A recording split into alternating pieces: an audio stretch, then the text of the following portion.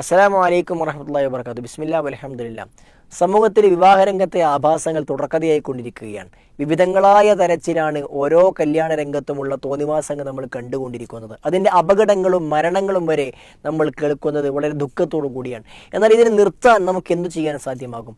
ഒന്നാമതായി വിവാഹരംഗത്തെ അനാവശ്യമായ ധൂർത്തുകൾ ഒഴിവാക്കാൻ നമ്മൾ സന്നദ്ധമാകണം. ഇന്നൽ മുബദ്ദിരീന കാനൂ ഇഖ്വാന ശയാത്തീൻ എന്ന് അള്ളാഹു പഠിപ്പിച്ചിരിക്കുന്നു. അനാവശ്യമായ ധൂർത്ത്, അധികരിച്ച ചെലവുകൾ, അത് പിശാചിൻ്റെ സഹോദരങ്ങൾ ചെയ്യുന്ന പ്രവർത്തനമാണ്. വിവാഹം ലളിതമാക്കാൻ കഴിയണം. അനാവശ്യമായ ധൂർത്ത് വേണ്ടതില്ല.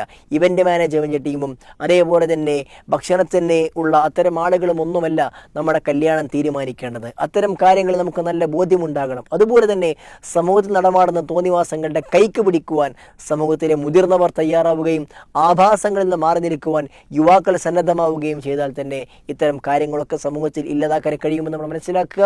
അള്ളാഹു അനുഗ്രഹിക്കട്ടെ. അസ്സലാമു അലൈക്കും വറഹ്മത്തുള്ളാഹി.